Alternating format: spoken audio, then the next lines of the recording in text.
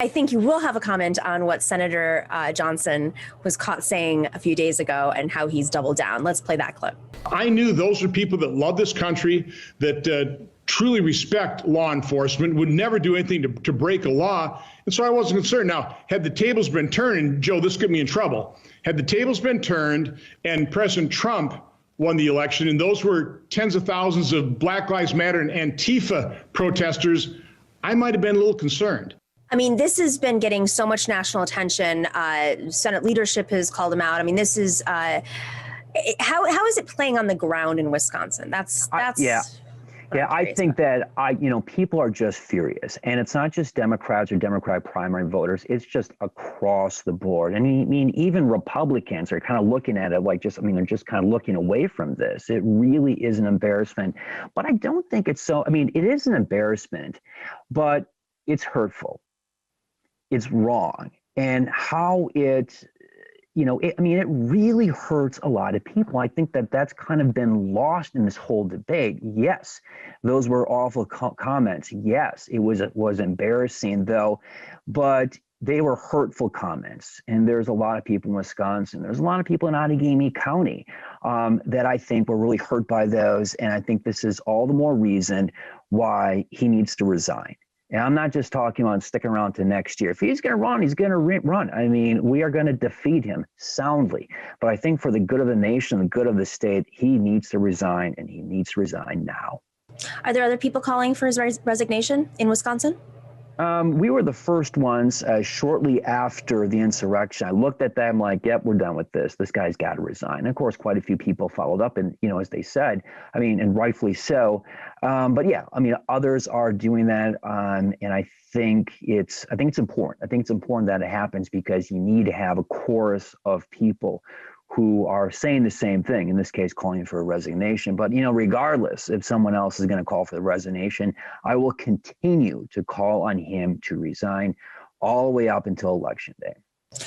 And if he were to resign and say there's a chorus of Republicans, his colleagues, local Republicans, the Republican Party, whoever, Mitt Romney, that also called for him to resign, what happens next? Like, does the governor appoint somebody? How does this all play out? That's a good question. I believe that the governor does not appoint someone, so I think that there would be a special election. That was the case, and this goes back many, many years after Joe McCarthy left the U.S. Senate, so we can start making comparisons with Joe McCarthy and Ron Johnson. I think that could be another 2 or 3 or 4 segments. So there was a special election, and the great Bill Proxmire won that seat, who is a storied, who is a legendary elected official here in Wisconsin. So he needs to resign. And then there's the primary on each side, or is it just like a right? Okay, very interesting. So if he doesn't resign, what's next for your campaign? How are you guys? When is your primary date for the Democratic primary, and what can people do to help you out? We're going to continue to do this regardless, of what Senator Johnson does. We have a message. This has been a very, very effective campaign. We have been gaining support. We have quintupled followers on social media just in the last month or so. We're getting endorsements. People can come to our website, nelson4wi.com. The same thing for both Twitter and for Facebook. And this is a people-powered grassroots campaign. I don't have millions. I don't have billions. It's kind of like I'm living a Bernie Sanders stump speech, billionaires and millionaires. That's going to be the next 18 months of my life. You were a Bernie delegate. Yep, that's right. You have a primary. And I saw this clip of your primary opponent. I'm actually not going to even set it up because I think he sets it up very well of who he is.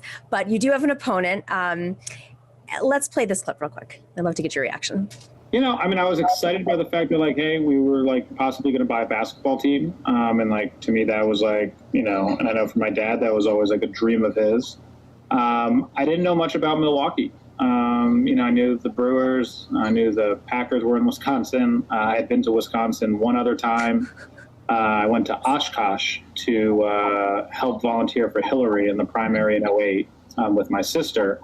And that was it. My first time to Milwaukee was when we came to meet with Senator Cole. about possibly purchasing the team. And, you know, like I came in with kind of trying to, like, with just keeping an open mind about the city. You know, the only places I'd lived in prior were New York, Philly, and DC. So, you know, kind of bigger East Coast cities.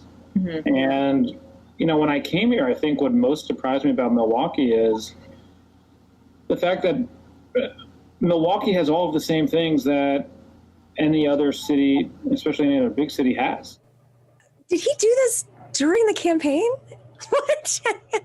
All right. I mean, I'm not sure if I need a comment, though.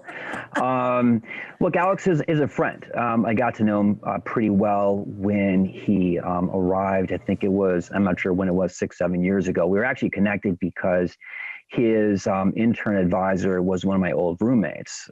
So kind of a small world there. But, you know, Alex, great guy. I've known him for some time. And I think that there are a lot of differences, both with regard to our background, I think what we bring to the race, and what we want to do in the U.S. Senate. Fair enough. I think, you know, what's revealed in that video is just not just being disconnected from the community, even if it's been 6 or 7 years, but just how he embraces the community.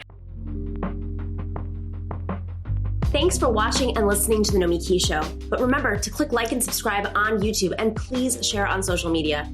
If you're not already a patron, please join us for as low as $5 a month on patreon.com/The Nomiki Show for early and special content. That investment makes a huge difference. We are not corporate media raking in the dough. It's really you guys that are keeping us going. So please consider being a patron. And to our current patrons, thank you so much. We are incredibly grateful to you. We also now have swag. So check us out on thenomikishow.com to get your mugs, your totes, and your stickers.